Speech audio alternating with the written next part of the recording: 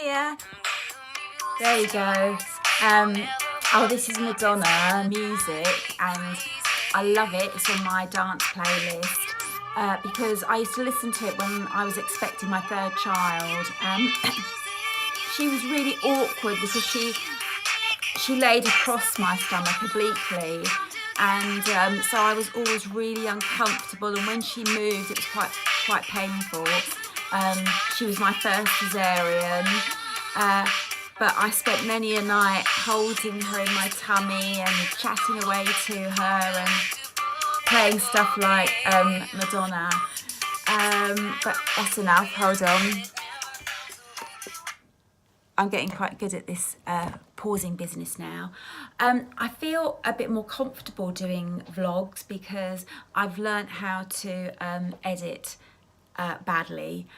So it's going to be stoppy and start, but I think the more I practice it, the better I'll get. So I started watching You, which I had very high expectations for because my book, The Rebirth of Henry Whittle, is about an ex-forces special forces agent. He was a Marine, and he becomes an assassin who assumes an old enemy's identity, unknowing that this man has a niece who is in care. And my book is about what happens when quite a cold, distant man who has seen terrible atrocities and, you know, sort of done things that he can't talk about, and he lives this very straightforward life of he gets a contract and he does that contract, to this quite damaged teen turning up on his doorstep who he actually considers, well, you know, what am I going to do? Do I do this? Do I make her leave? And it's just interesting to see the relationship that they develop together. And so I'm so interested in the SAS program, and I call them the Fantastic Four, the four guys who are the trainers, the staff there, and one, because they're real gritty, strong men, but also they're quite vulnerable in their own ways, and they've just got like a really wicked sense of humour. Like last week, they were laughing at this bloke, telling him he's boring, and I keep thinking, oh my gosh, if I was sat in front of them, they would know the definition of boring. So it's the last episode tonight, and I'm so looking forward to it, but it's going to be like a loss, which probably sounds like a bit silly to you, but I don't leave the house that often, and my books and my music and Netflix and films and stuff are really quite important to me. And when I watch the last episode tonight, it will be with a little bit of oh no, because I've actually I did binge watch the first 3 seasons, and so I've got nothing left to watch, but never mind, we'll see how that one goes. And so going back to You, which I had very high expectations of, and the first episode, before I got to the end, I didn't find him charismatic enough. I mean, he's good looking, but he wasn't, I suppose, creepy enough or dark enough. When I think of people like Snape, you know, I like someone who's just a little bit more charismatic and holds a bit back. And I don't know if it's just the running commentary that it's a bit like, you know, when you listen to your kids' voices all the time, you think, oh no, look, give us a break. And I think I watch TV to like escape noise and distractions and things around me, and I like to get right into the plot of it. And, you know, the talking bit is off-putting. But you guys all raved about it, and I thought, well, you know, I'll give it another go. And I watched episode 2, episode 3, and I'm thinking, God, this girl's not, I don't know, she's just not the girl that I would pick. I don't think she's got like the heart or the, you know, it's just, I can't pinpoint exactly why I'm not that keen on her. I mean, maybe she's just, I don't dislike her, but I don't really like her. She's just like a bit bland. But I kept watching, and my favourite bit is, I can't remember what her friend's name, Peach.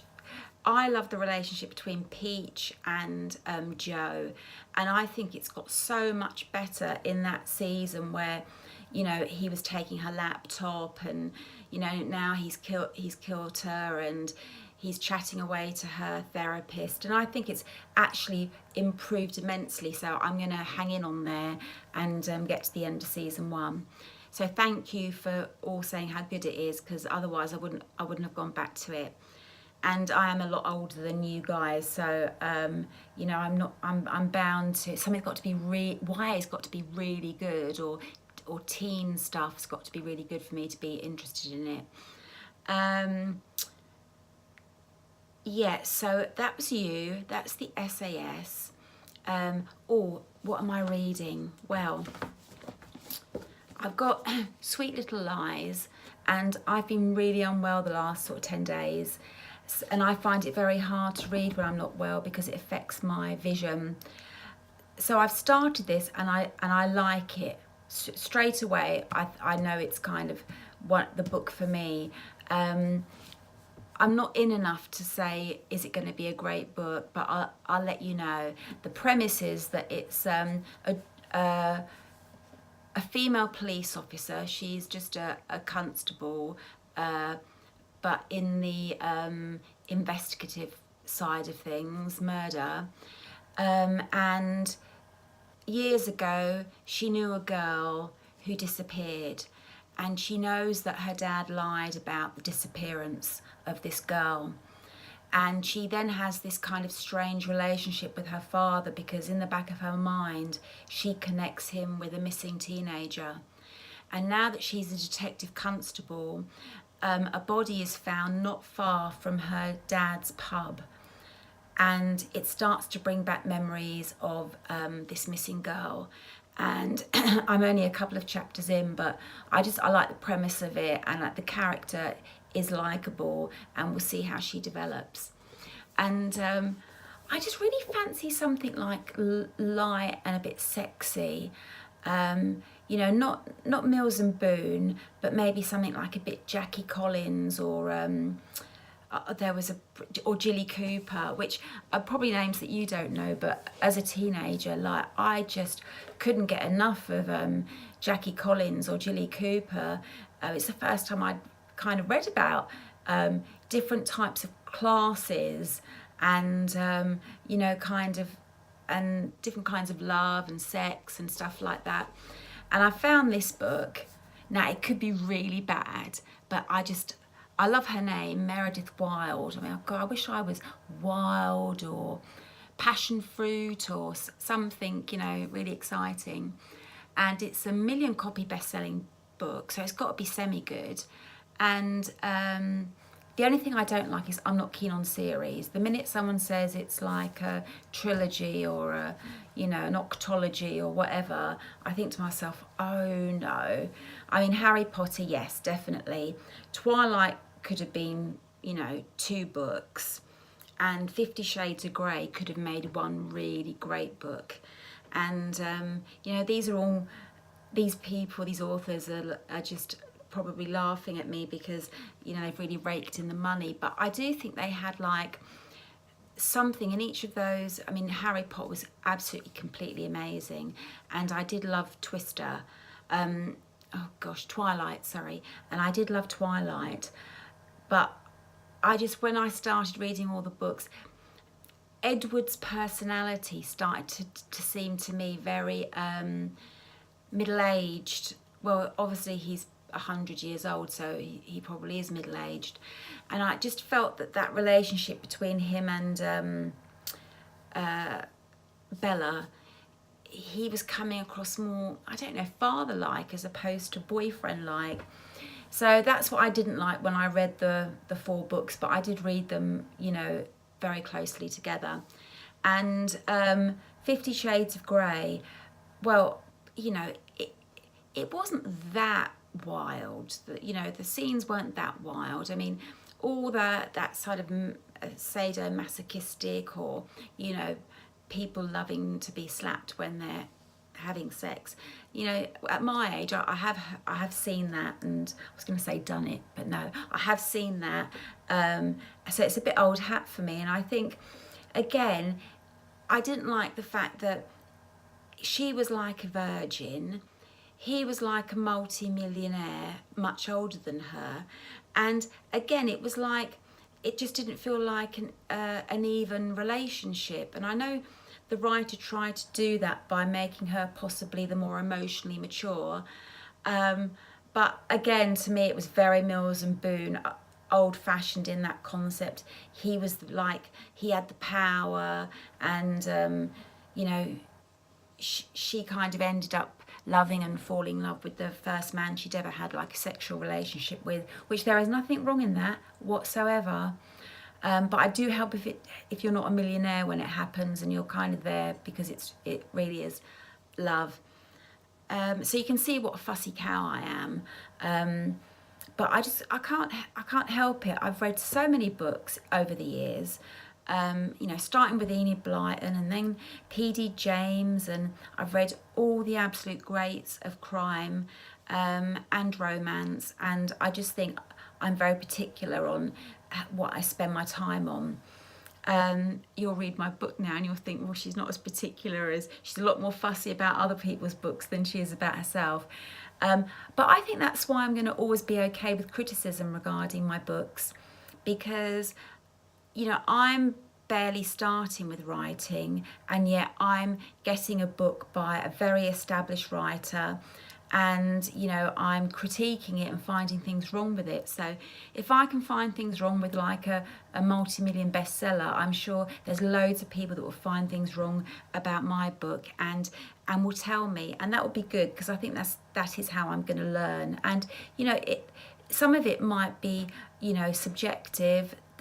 You can't always change. One person loves a book, one person hates a book, and you can't try to make your book everything for everybody.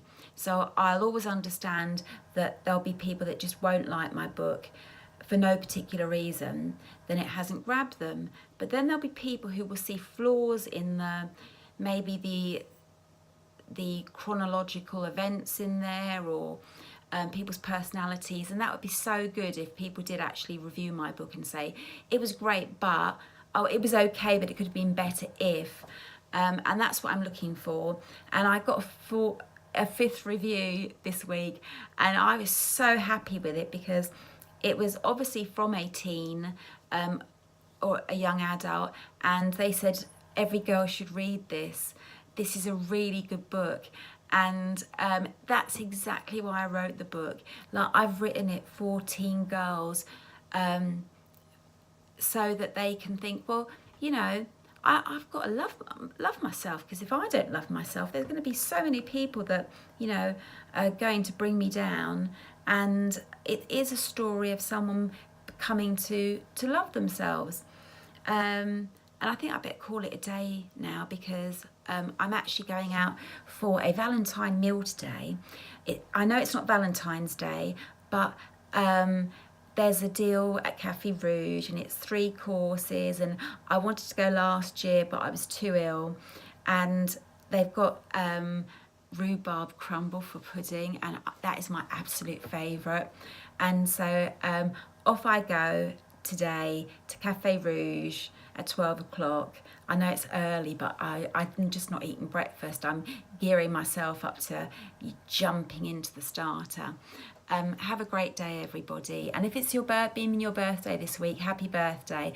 And thank you so much for all the lovely people on Twitter who have followed me and who send me little messages of encouragement and don't seem to get offended at the things that I'm saying.